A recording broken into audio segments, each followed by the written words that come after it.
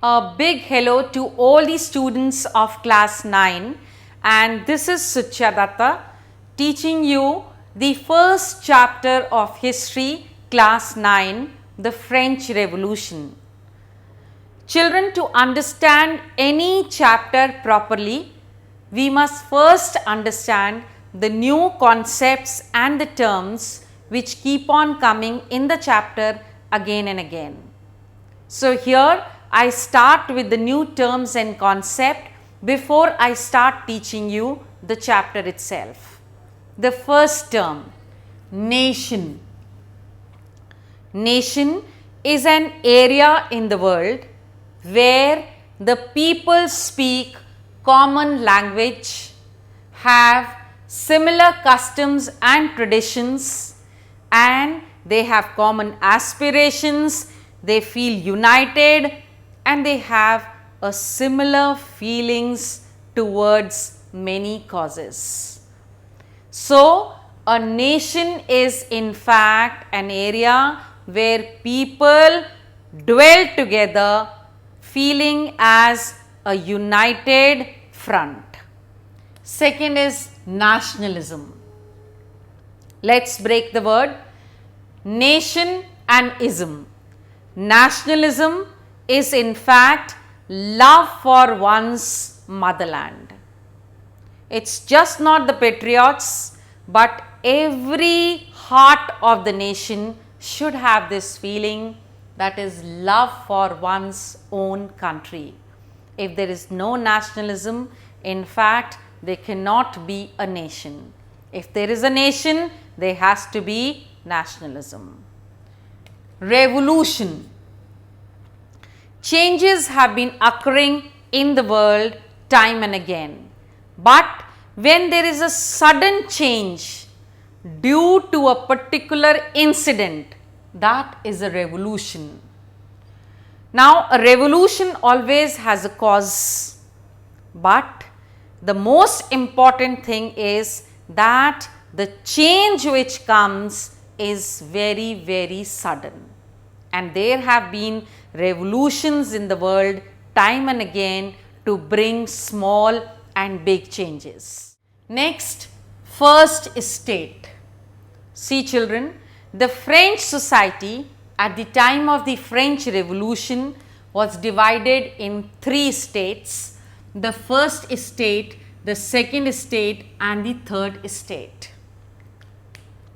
The first estate was of that of the clergies, that is the religious heads, the heads of the church.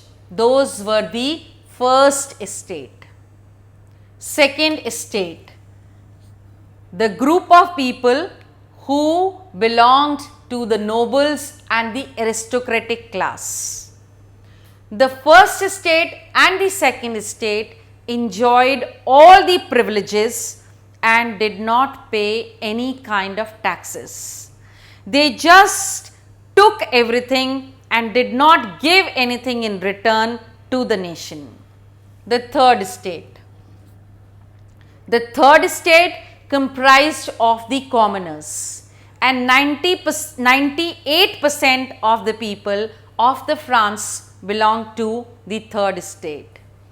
And this division of the society into the 3 states, the first estate, the second estate, and the third estate, in fact was the biggest factor responsible for the outbreak of the French Revolution, because the first 2 estates, as I said, enjoyed all the privileges and had all the powers and the rights, had all the wealth, but did not pay taxes.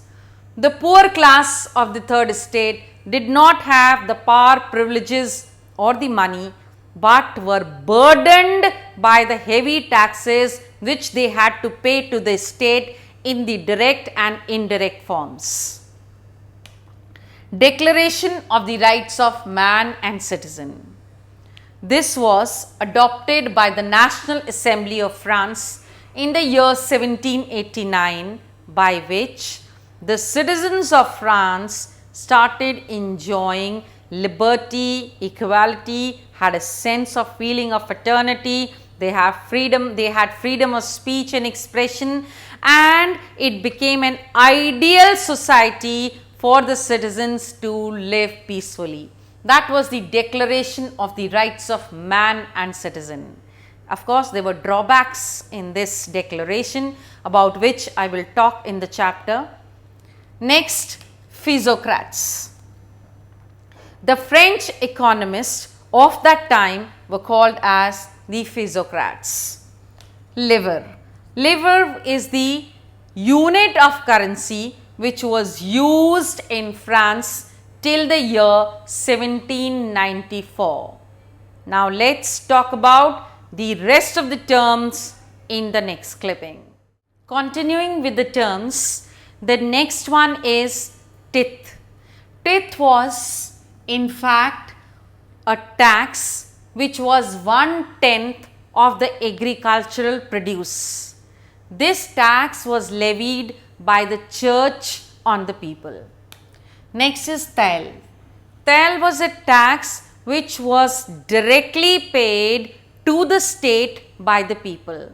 And remember, whether it was the tithe, taille or the other indirect taxes, they were all paid by the third estate, as the first two estates did not pay any taxes. They were exempted from that. Chateau. Chateau, a French castle, is called as a chateau. It's a French word in fact for a castle. Scepter. Scepter is a symbol of the royal power, an authority, a dignity of an emperor.